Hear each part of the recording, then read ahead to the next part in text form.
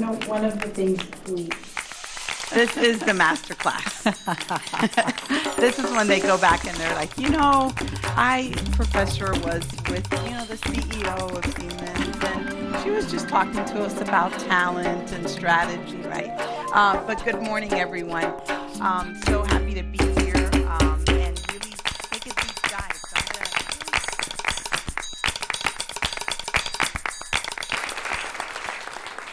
All right. What a great turnout we have yet again for our Mike B. Fernandez Global Business Leadership Series. My name is Alejandro Gonzalez, and I'm the Executive Director here at the Idea Center, our hub for innovation and entrepreneurship here at Miami-Dade College. I love that we have Mario in the audience, so thank you. This is great. I'm so glad we have some Halloween costumes here today. That's wonderful. So we are in for a treat today at the Idea Center. We have a world-class CEO joining us to share her journey and share her lessons in leadership. And we're joined by none other than our college president, Madeline Pumariega, for the Q&A. So thank you all for joining us. Thank you for being here, and thank you for showing up once again for our Mike Fernandez Global Business Leadership Series. So Mike Fernandez is a pillar in our community and the benefactor of this series, and we're incredibly grateful for him and for his family for their generosity, not only in naming our business school, but naming this speaker series, where we're able to bring to you all incredible leaders who are doing good work and who are leading organizations. Last month, we brought Andrew Parker to the stage, a startup founder who is leading one of our unicorn companies here in South Florida. This time, we're going to the corporate world, and we're bringing on Barbara Humpton, the president and CEO of Siemens Corporation. You're going to see her and meet her in just a second. I can just say that she's very high energy. She's enthusiasm. Her enthusiasm is contagious, and she's someone who has a vision for how to take a tech-forward company to the next level. She's done a lot of cool things in her career, and I hope that especially our students in the audience have a chance to ask her questions about all of that. From biometrics to helping end the Cold War with some of the technology that she's developed in her previous companies, to using smart grid technologies to advance our smart infrastructure, as well as high-tech engineering. So Barbara has done it all.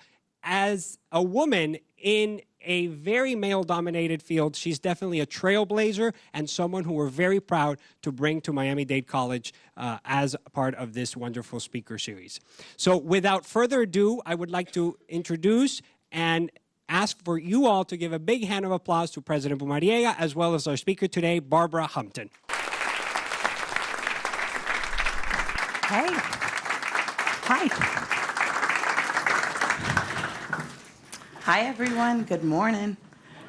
Right. Aren't you supposed to be in class? This is the master class. This is when they go back and they're like, Professor was with, the CEO of Siemens, and she was just talking to us about talent and strategy, right? But good morning, everyone. So happy to be here and really take a deep dive. So I'm going to really start. I read somewhere you were a math major. I was. How many math majors in here? See? General counsel, right? Tell us a little bit about, from those days in college and being a math major and navigating to be the CEO of Siemens today. Yeah. Well, if you don't already know this, you can switch your majors, because if you study math, you can do anything. Just, for the record. No, I grew up as the daughter of two math professors. I mean, it was the kind of household where my mom would bring home, hands-on projects and try them out on the kids to see whether this would work with her students. And so I grew up with a love of mathematics. And I grew up with a love of the lifestyle of a professor. We had family camping trips in the summertime, and, there's something cool about academic life where there's just a semester and then the next semester. And there's always change coming. And so you can just embrace that change. I loved all of that. But senior year, IBM came to Wake Forest University where I was getting ready to graduate. And I thought, you know what, it'd be fun to see if I could land a job. I mean, right? It just, hey, I've been in all these math classes thinking I was going to be doing all this theoretical stuff, and here's somebody who's looking for practical mathematicians to teach them how to be software developers. Well, lo and behold, the on-campus interview got me an invitation to go and visit IBM in Gaithersburg, Maryland. And when I got there, it was like a whole different world. I mean, there were these little mail delivery vehicles running around on tracks around the building and automatically stopping in front of offices where there was a piece of mail addressed to the occupant and things like that. I came home and they were working on the global positioning system and things that really mattered. And I said to my parents, I think I'd like to try that to just see, this will make me a better math professor someday. And about 5 years in, my mom said, hey, Barb, you thinking about going back to graduate school? And I said, as long as I'm having fun, I think I'm going to keep doing this. And it has been fun, fun, fun ever since. Oh, that's awesome. We were just talking about sometimes there's so much pressure on what's your next career move? What's your next goal? What are you going to do? And sometimes, Barbara was saying the future comes to you, and if you're prepared and through education, you meet it. And then it's this magical moment. Talking about magic and really coming out of the pandemic, leading Siemens through what we had not seen in over 100 years. How did your leadership style change? What did you maybe do a little bit different as you were leading the organization and so many of us leading through that disruption, complete disruption, really? And I say disruption in a way of our everyday life and what that allowed us to usher in from where we spent our time, how we leveraged technology. So talk to us a little about that. Well, a quick funny story. Do you know who David Rubenstein is? If you turn on television anywhere, you'll see him doing interviews with people. He's the chairman of the Economic Club of Washington. I'm on the board of the club. We had a board meeting early in COVID, and he said, as people were gathering on the call, he said, hey, how's everybody doing? Hey, Barbara, how are you doing? And I said, well, my husband and I had just moved into a beautiful new apartment. I got locked in this beautiful new apartment with the man of my dreams. It's been fantastic. And he said, that's not the story for a lot of us. Anyway, but this is the way life has typically worked for me, is that if things have a way of working out. And so early in COVID, the big question that we were all asking is, what more can we do? What are we supposed to do in this moment when suddenly everything just shut down, people couldn't be together, our only way to be together was through digital means? Well, in the Siemens Corporation, we're a global corporation, so we had been already using all these digital tools. We just dug in, right? We had a global team who met twice a week, and we just stayed connected. So my colleagues in China, where this had hit first, they were the ones to tell us as it started to hit the U.S., they said, if you think shutting down is hard, try opening back up again. So, we were using our global know-how, but the biggest thing we learned is that COVID is a great living example for leadership everywhere. Because what we discovered is we were all experiencing the same things, but at different times and in different ways, in communities with different needs. We had to rely on local leaders to do what was right in the moment, on the ground with their customers. And everywhere we found brilliant examples of leadership. A leader in Atlanta, Georgia, who inspired his team to turn their at-home 3D printers. I mean, right, we're engineering geeks. Everybody has their at-home 3D printer, right? But they started making PPE for the local hospitals. Just turning their attention to what could be done in the moment was a big lesson in empowerment. Right? The best ideas do not come from some central machine. The very, very best ideas come from two people over a napkin who then decide how far they're going to take that idea. And this is the fun of working in a large organization. Small, agile teams taking things to world-changing scale. That's so true, and it's interesting. I think most meetings and most class sessions started with, how are you doing? Yeah.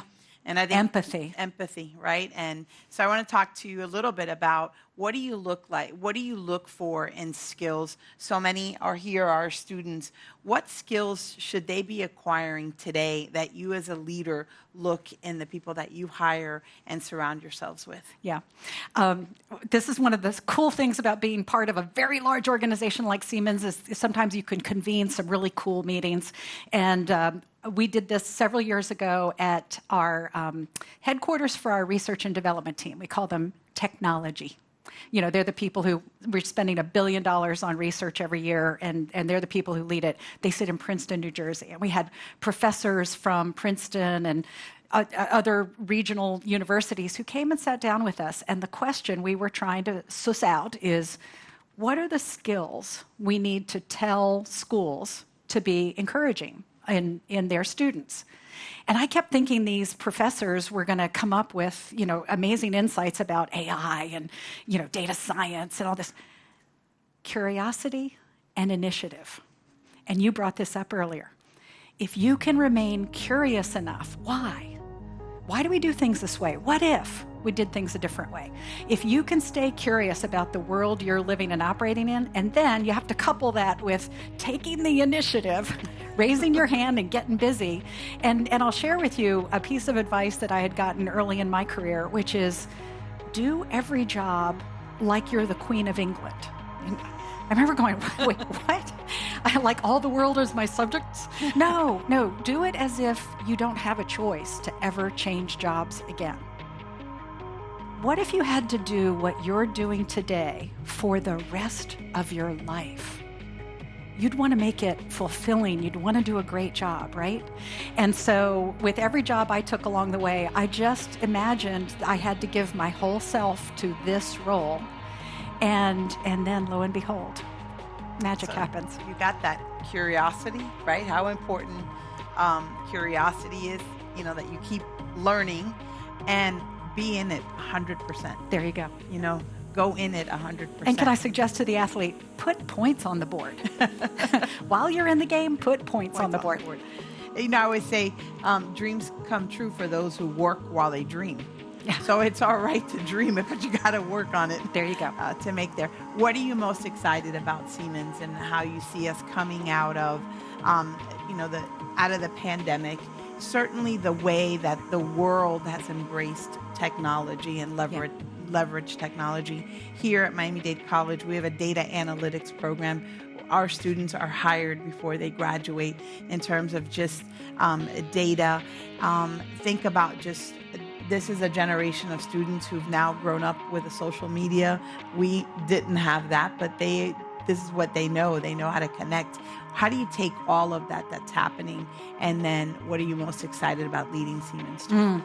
Well, actually, and climate and resilience. Oh, my heavens. Being such an important Well, I should take one step back and tell people about Siemens, especially if you were like me, who until 10 years ago, 11 years ago, when I was invited to join Siemens, I'm not sure I was even aware of the company. But here's this 175-year-old company founded in Germany. And I like to say it would have been a garage startup if garages had been invented. but Werner von Siemens and his brother actually got interested in the world of communications. They invented the pointer telegraph. They got interested in the distribution of electricity. They invented the dynamo that got used then in generation.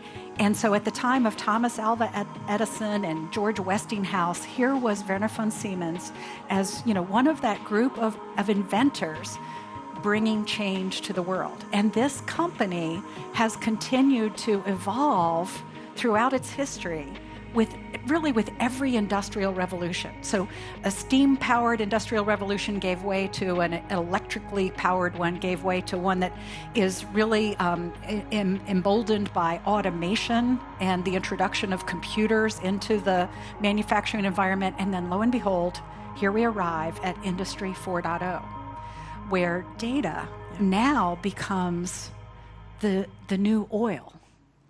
Everything runs on data now. And so what we're doing at Siemens is, a few phrases that we use within the company to describe ourselves. We transform the everyday. Technology in the electrical systems, in the manufacturing systems, in the transportation systems that you and I use every single day. If you rode in a car today, it might have been designed with Siemens software. It might have been built in a factory that uses Siemens automation controls. And if you need to charge it, it might be charged at a charging station we built right here in the US. So we're that technology that's everywhere. And while a lot of tech companies have emerged out of the pure data world, dealing with consumers and our entertainment lives, our retail lives, what we're working on at Siemens is bringing all of that power into this huge infrastructure. I just describe it as the Internet of really big things. That's what we're working on. And when you start looking at it, you realize how much data gets produced when a train pulls in Penn Station. It's downloading data from something like 600 sensors. And then that data gets used to make sure that our trips are more efficient and planned more easily. It gives us access to, and Mario, Super Mario, that's so cool to be able to see this Halloween audience. Woo, totally through my train of consciousness. But no, the idea that once you start to collect data, the very first thing that happens is you say, how can I run my current operations more efficiently? And then the next thing you do is you say, how can I make my data visible to others? The third thing you do is you say, my heavens, I can offer a whole new business model. So that's what's about to happen in the world of manufacturing, transportation, et cetera. So for those of you who are thinking about how to apply your growing know-how in data science to the world of really big things, see me after the conversation. Well, because you bring up a really good point. Sometimes, I'll hear from folks, are robots going to take the world? And I said, no, human skills are going to be so critical for the future of work. That's right. Right? Because what did we hear? Some of it will be machine learning through AI, but you can't, there's no machine learning that's going to do empathy and creativity and drive a team together and interact with each other. And so those are still very important and valuable skill sets that you learn through college, leadership, and then certainly jobs as well. Tell me a little bit about how you see the future of work. I think that certainly in Florida, we were thinking about Florida 2030 and Florida 2050. And I think with the pandemic, it became the now. The future of work really became the now here, certainly with everything we're doing around tech and innovation, supply chain and logistics. What does it look like in terms of when you're thinking and designing for the future of work? Mm-hmm. Well, okay, but remote, hybrid, exactly. in-person, Well, let me dynamics. anchor this in your earlier comment of our robots coming to take over our jobs. Right? Nothing could be further from the truth. And the way I look at it is this way: from the first time a human picked up a rock and used it as a tool, tools have elevated the role of humans. Right? Made it possible for us to do things that just were impossible previously. And so the same thing is true now with the tools of artificial intelligence, machine learning, the new automation that we have in many, many fields is actually liberating us to do what we do best. And so it turns out right now, Siemens is working on the industrial metaverse. And I have a sneaking suspicion that this may be the use case that actually launches the practical reality of the metaverse. How many people have you heard recently say, now, why would I want a metaverse? Why do I want a second life? Well, what if you could learn how to operate large and complex machinery in an artificial environment rather than getting into a dangerous setting? What if you could actually plan that new product and build a digital twin of it and check it all out before you ever do the expensive work of pulling together actual materials and making something? What if, once you've launched that product, you could actually take data from its use and feed it back into your digital twin and look for ways to optimize what you've been working on? These are all possible now in the industrial metaverse. And if you want to see something really cool, look up Siemens NVIDIA on YouTube. because there you'll see a video of a digital twin, an industrial metaverse version of a new BMW EV factory.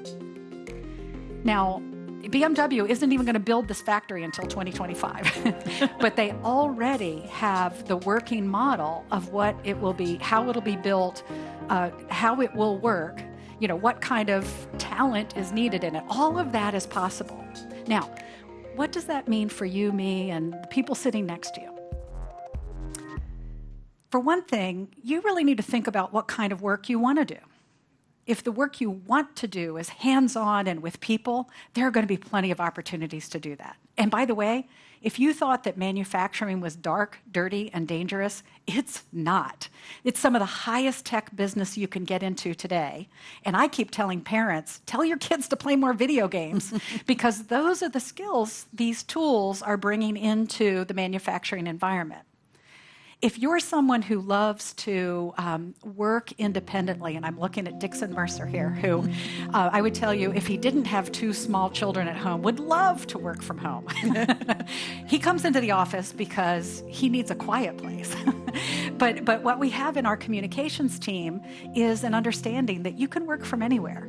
And so we have people, this has opened up a world of talent for us. We can hire people all over the country to support our mission at Siemens USA. And they can live close to their family if they need to. I just had a technician at our Kansas City, Missouri office. His dad was actually critically ill, and he came to Miami and worked from Miami for about 6 weeks, and now is here to support his mom now that his dad has passed. I mean, these are the life moments that would have been impossible to support in the past. I see a future where we do more of this.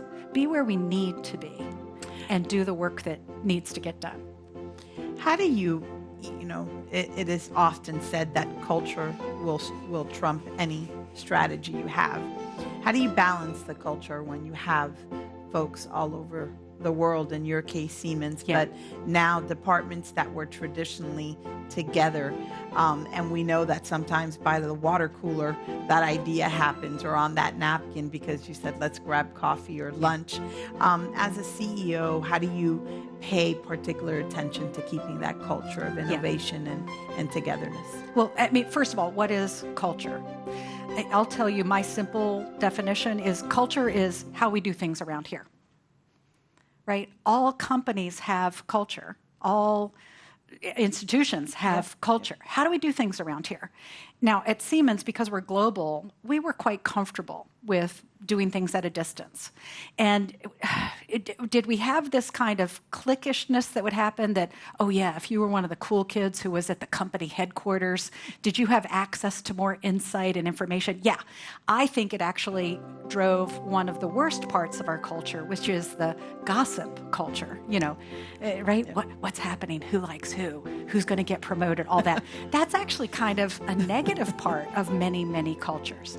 So when we actually got spread to the 4 winds and were working independently, we had to be, we all still do have to be much more intentional about getting together. Funny thing, what I'll choose to do is jump on to a video call 5 minutes early. I don't know how your video conferencing works, but you hear that ding and somebody goes, oh, somebody's already on.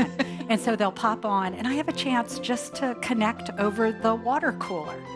So, I mean, on the one hand, you kind of go, how do we replicate the things that we used to do in person? And that's a simple little example of it. But the question I like to ask the team is, what's possible today that was impossible before? And let's strive to do those things. So, connecting with emerging talent across these geographic boundaries and providing mentoring. One of the things I did during this time period is in the wake of George Floyd's killing, I just looked at who was active on our Yammer posts and asked a couple of really vocal people, would you be willing to just have a one-on-one with me and tell me what's on your mind? And so I can learn from you. So there are lots of ways to stay connected and to reinforce culture. Let me just wrap it up with one suggestion to all of you.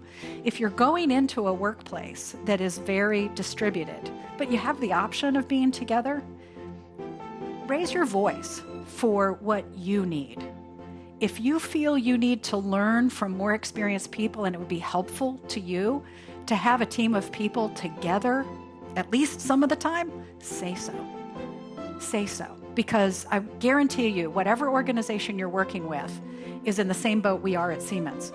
We want you to come and join us, and we want you to stay.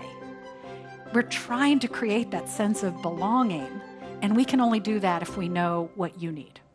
That's wonderful. We just launched at the college the Presidential Leadership Academy, and it takes 50 leaders through a year with me, reading books together. I love it. What are you reading right now? And spending time together. We're reading From Good to Great.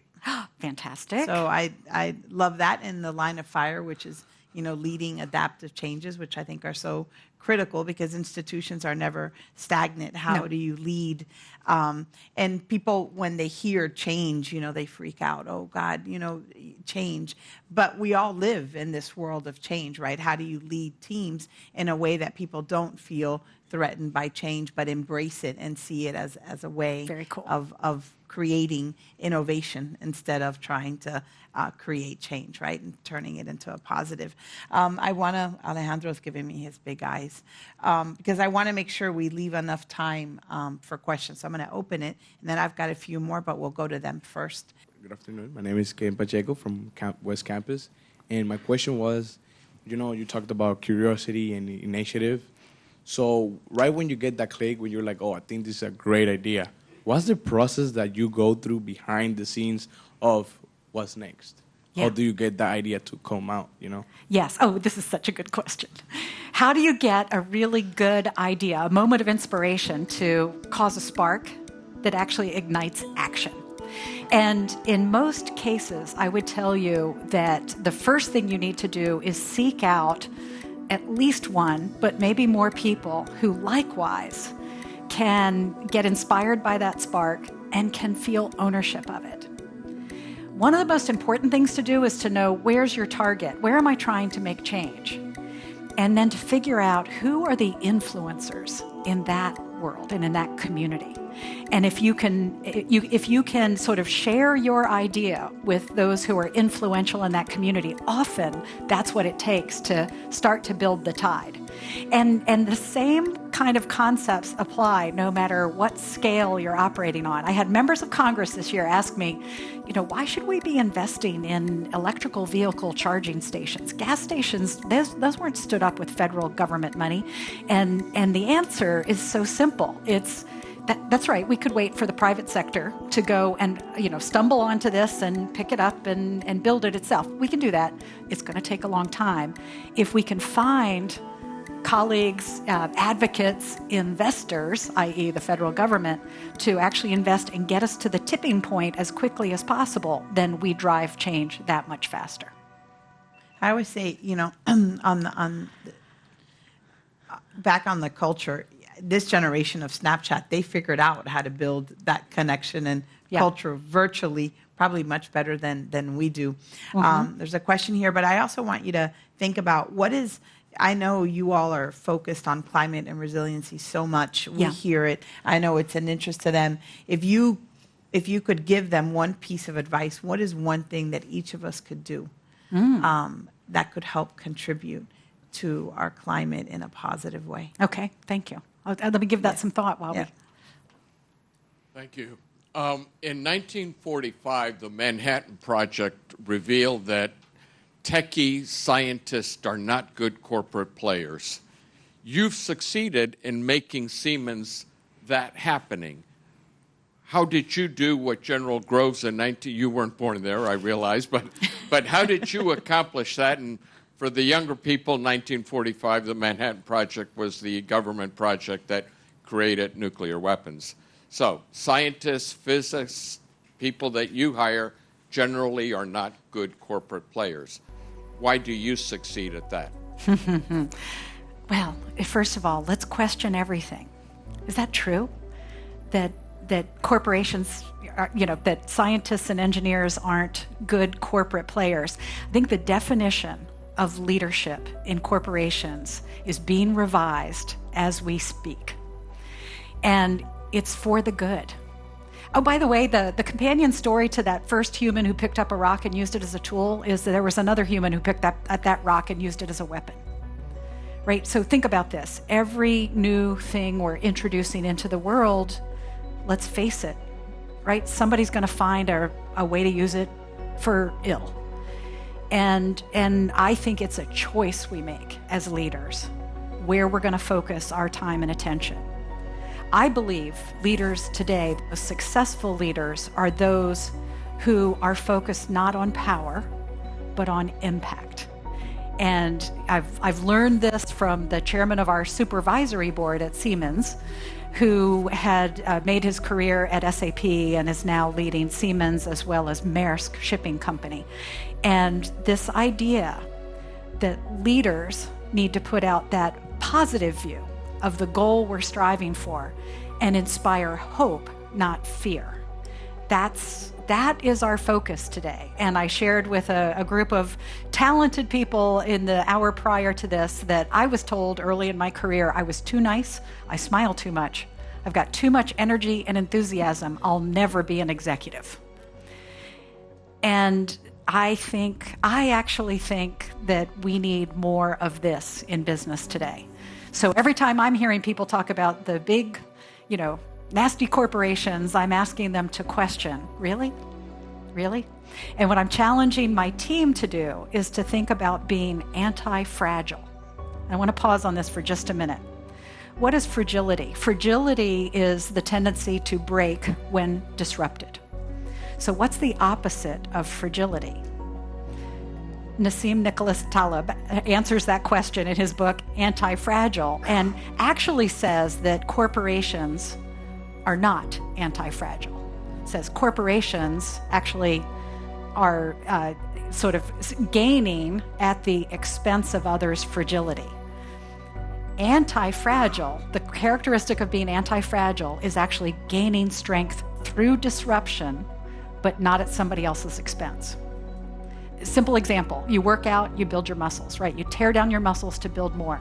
You take a vaccine to build your immune system. That's anti-fragility. We can be the same thing in corporate America today. We can gain through disruption by focusing on what is the change we want to make, and then devoting all of our energy to that and bringing others along with us. So, I have to ask you the female question. Okay. Do you think it's changing? Still, so I'll tell you just less than 3% of women sit in the boardroom, Fortune 100 companies. Yeah. About 29% are female presidents across our colleges and universities, while 60% are women in terms of students. Do you think we are leading some of that change? You think that more women in the boardroom, more women as CEOs, more women as college presidents, that we're showing that you can lead with that empathy but have enormous impact, that don't confuse me for being too nice. My expectations are still the expectations. I may nurture you on the way there. That's right. But we're going to get there. Do you think that's the influence? I hope so. I had an employee once say, "Barbara, you seem so nice." But underneath, you're tough as nails. So she was having a hard time. But think about this. I actually think what we're learning is that leadership comes in a lot of different packages these days. We're learning not to see leadership in that industrial way. Like, we used to think that you could put people on a conveyor belt and put them through leadership training, and that you sort of put out leaders who follow the 10 best practices of leadership. And so to now reach a point where we go, wait a minute, we are all different, we should all play to our strengths. I, as a leader, am going to put together a different team than you as a leader are, because we're just different. Right. And it's not the individual, it's all of us together that deliver the results. Yeah, so our concept of leadership is actually changing, and we're going to see more variety. The number one thing I'm seeing right now is actually related to the tech industry. So think about this, the platform revolution. How many businesses have been disrupted by someone who introduced a platform, right? Amazon, Uber, Airbnb, blah, blah, blah. The list goes on and on and on. And you say, well, what kind of businesses could ever become platformized? And the answer is all of them, right? Data-driven. They'll all go that way. Okay, well, what's the definition of a platform? It's where you build demand-side economies of scale, not supply-side economies of scale. If the past was about be more and more and more efficient in your operations, keep driving cost out, deliver more cheaply, that's what will build customers, this changes everything. You go, oh no, how do I create more demand? And you do that in ecosystems where others are able to create value on your platform. What kind of leadership does it take to generate value in an ecosystem? You need the ability to create new relationships. You need the ability to create trust. I mean, monopolistic behaviors do not survive in that kind of environment. And so I really do think that the future, what is that we say? The future is more T-shaped than I-shaped, right? Where we want leaders who can collaborate side to side. And so importantly, too, in academia, we're certainly traditionally known for much more silos. I always say in H, who are you going to be? You've got these two, you need the bridge. That's right. In between, and those bridge makers that bring us together. I do think when you think about platforms, and the team's heard this before, I think that education is ripe for one of the greatest disruptions that's going to be driven by consumer. And it's going to be consumer-driven disruption in the way they want to consume their education, their knowledge, and their learning. Yes. And going to be much less driven by academia or even government policy, which has probably been the disruptor of education over the last decade. Serve it up. I think it'll be. Serve it up. All right, we've got another question, I think, in the back. Hi, Barbara. Thank you for being here. My name is Merdoshi LaFrance, Director of Local Engagement for Verizon. You know, a few years ago, I actually worked in public affairs at Brightline, and that was when I fell in love with Siemens. Because as most people probably don't know, you all actually built the fleet of trains that are traversing our corridor to connect Central and South Florida. Can you talk about, when we walk away, what are some of the emerging technologies we can look forward to from Siemens? I know you talked about the industrial metaverse and Internet of Things, but can you tell us more that we can walk away with and be excited for? Oh, okay. All right, everybody here, get excited for high-speed rail. Can we just give Merdochi like a hand? She is a rock star here. Thanks, my friend, for being here. And so one of my favorite things to say is if you have power and comms, and so Verizon, shout out, right, for bringing that connectivity to all of us. If you have power and comms, you can participate in the digital economy from anywhere. And so, you know, look for this kind of transformation happening in a business area near you. Get online, share data, et cetera. With those trains for Brightline is now working on a line out on the West Coast from LA to Vegas. It would be high-speed rail. Honest to goodness high-speed rail. And I just read this morning, Brightline is experimenting with some high-speed transit between here and Orlando. Yeah. So very exciting there. So wow, how would it change things if we had the ability to move, instead of in individual cars, move in mass transit? Have you ever seen the visual representations of what a 4-lane highway looks like filled with cars, and then the very tiny train that would be able to carry all of that traffic? We're on the front end of a transformation of our transportation systems in the U.S., and I'm pushing for high-speed rail wherever I go. Electric flight. What happens when you can put batteries into aircraft? Right now, so Siemens worked on an electric motor for aviation a couple of years ago and was successful in lifting a one-person and then a two-person plane, setting all kinds of climb records, et cetera, because electric propulsion is incredibly powerful. The goal is to get to regional flight using electricity by 2035. I think it'll happen before then. What about what's happening at the grid edge? Where does your building connect to your transportation system, connect to your city infrastructure? All of that is converging right now. And I think with 5G, I think we get introduced to a whole new realm of capabilities. What I'll tell you is I can see the nascent underlying technology landing in this space, and it's up to you all to decide what you do with it. And what you'll dream of can become a reality. Power and comms together, transforming. Now, making all of that, you asked earlier, Madam President, you asked earlier about what can all of us in this room do. I will guarantee you that any line of work you choose to go into is going to have a nexus with this planet. We live in a reciprocal arrangement with this planet.